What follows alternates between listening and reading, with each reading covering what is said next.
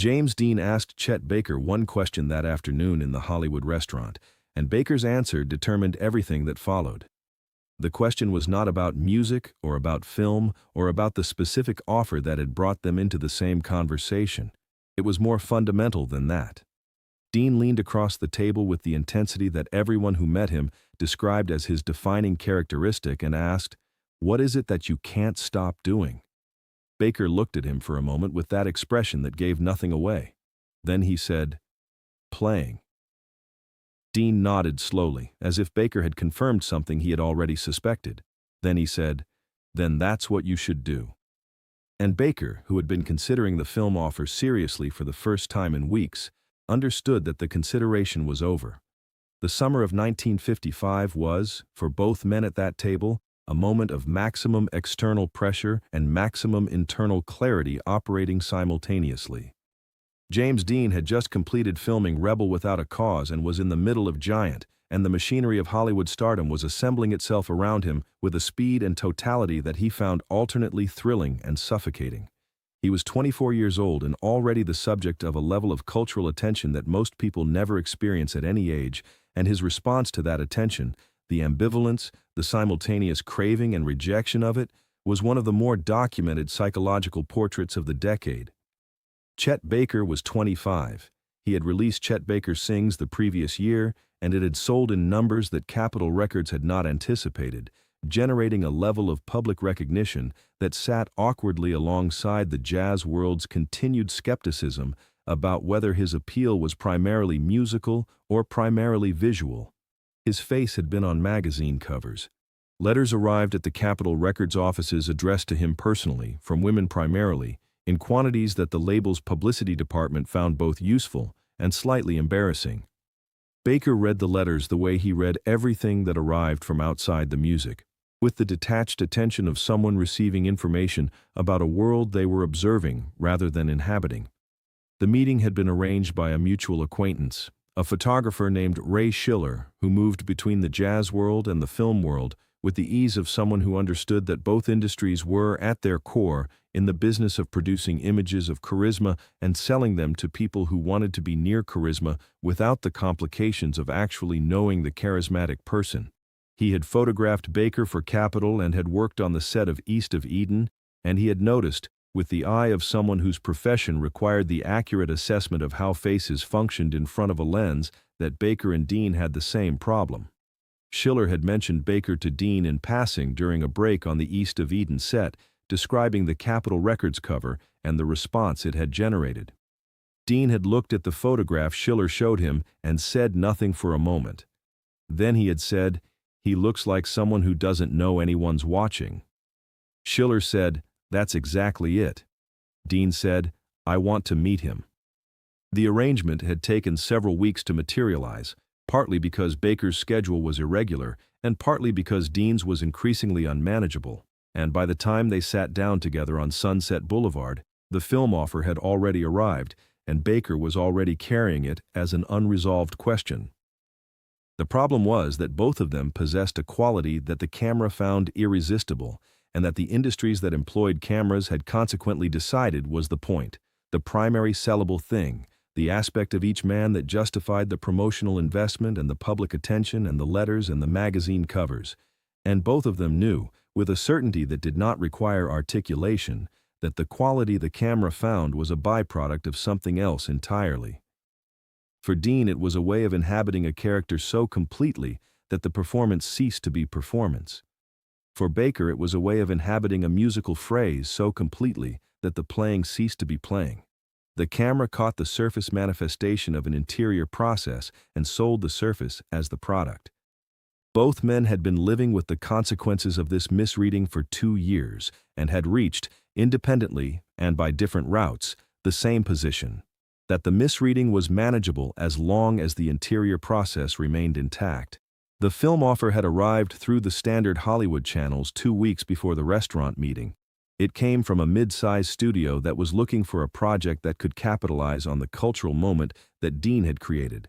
The young male archetype, the combination of vulnerability and danger, the face that communicated something to an audience that the audience could not fully articulate but responded to viscerally.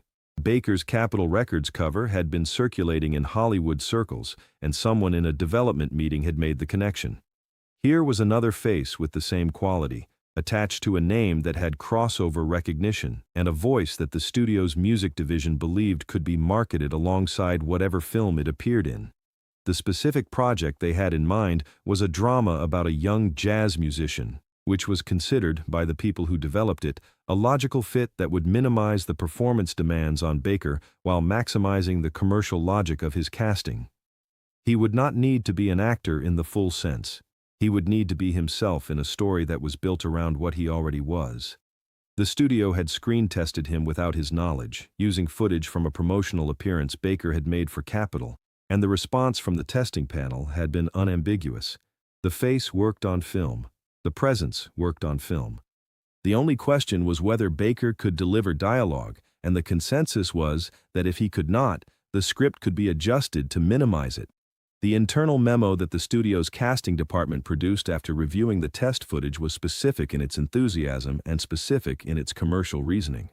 It noted Baker's existing name recognition in the jazz market, his crossover appeal demonstrated by Chet Baker Sings, and the visual compatibility between his established public image and the character the script required.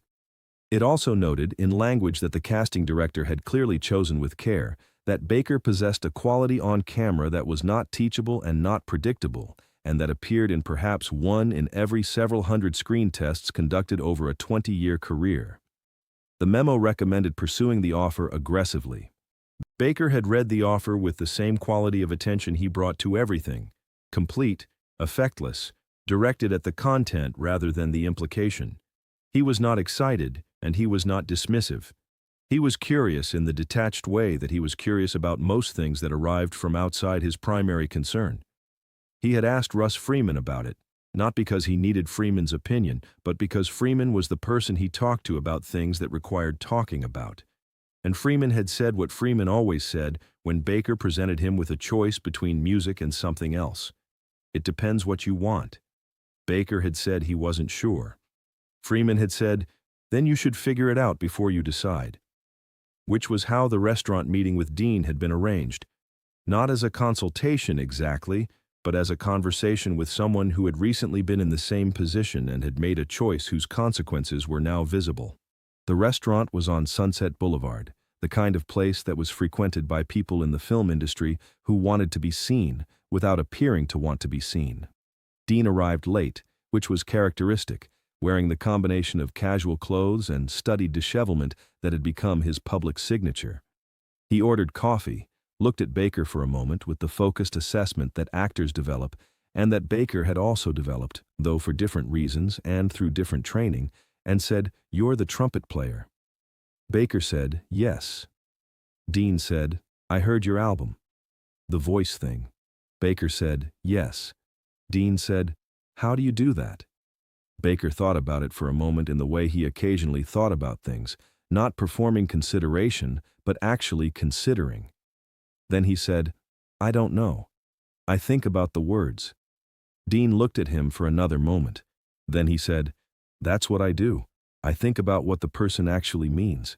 Not what they're saying, what they mean. And then I stop pretending I'm doing it, and I do it." Baker nodded once, slowly. The two men sat in a comfortable silence for a moment that several of the surrounding tables noticed and later described as having an unusual quality: the silence of two people who have understood something about each other very quickly and are deciding what to do with the understanding. It was Dean who broke it. He said, "They want you to be in a movie." Baker said, "Yes." Dean said, "Are you going to do it?" Baker said, "I'm thinking about it." Dean looked at him with the directness that was his most consistent characteristic. Then he asked the question, "What is it that you can't stop doing?" Baker said, "Playing." Dean nodded. Then he said, "Then that's what you should do." The conversation continued for another hour, ranging across the music Dean had been listening to, the film he was finishing, the specific pressures of being a face that an industry had decided was a product. Dean talked more than Baker, which was standard for any conversation involving Baker, Baker's contribution to most conversations was the quality of his attention rather than the quantity of his words. But when Baker did speak, Dean listened with the same completeness that Baker brought to music, and the two men arrived, by the end of the lunch, at a mutual understanding that neither of them would have been able to fully articulate, but that both of them clearly felt. What they understood was that the face was not the point, that the face was the surface evidence of something interior and essential that had nothing to do with cameras or promotional photographs or the entertainment industry's need to package charisma into a sellable form. That the interior thing, whatever it was for each of them, was the actual content of their lives, the thing they could not stop doing, the thing that justified everything else, the thing that would remain when the faces had aged and the industries had moved on to other faces, and that trading the interior thing for the surface thing, accepting Hollywood's offer to become the image rather than the person behind the image, was not a career decision. It was a different kind of decision entirely. Baker called the studio the following morning. He thanked them for their interest and declined the offer. The studio's response, which Baker relayed to Freeman without particular emphasis, was that they were surprised and that the offer stood if he changed his mind. Baker said he understood and did not change his mind. He went into the studio the following Tuesday with Russ Freeman and recorded 4 tracks for what would become part of his 1956 catalog. The sessions were, by Freeman's account, among the most focused Baker had ever produced, not better than his earlier work in any technically measurable sense, but with a quality of intention that Freeman noticed and later attributed, in the interview that became the primary account of the period, to the decision Baker had made the day before.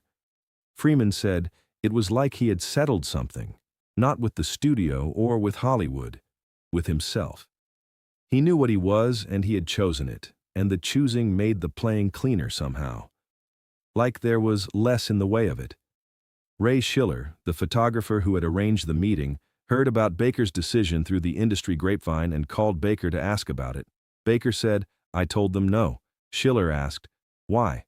Baker thought about it for a moment. Then he said, "Dean asked me what I couldn't stop doing. I told him. He said, do that. So I did." Schiller asked, "That's all?" Baker said, "That's all." Schiller said he had never encountered a simpler account of a significant decision, and that the simplicity was entirely consistent with everything he had observed about Baker in 4 years of photographing him. That Baker's relationship to decisions was not complicated by the kind of self-narrating that most people imposed on their choices. He made the decision. He executed it. He moved forward. The story he told about it afterward was the shortest available version of the truth. James Dean died in a car accident on September 30th, 1955, 6 weeks after the lunch on Sunset Boulevard. He was 24 years old. The film he had been finishing when they met, Giant, was released posthumously in 1956 and confirmed the assessment that the industry had been making since East of Eden, that Dean was not a face being sold as a performance, but a performer of genuine and irreplaceable depth.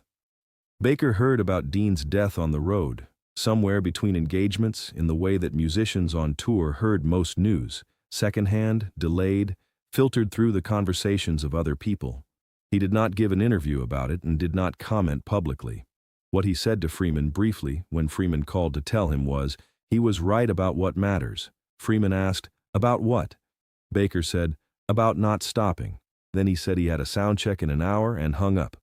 The film the studio had wanted Baker for was eventually made with a different actor and released in 1957 to modest reviews and modest box office returns. It is not remembered today.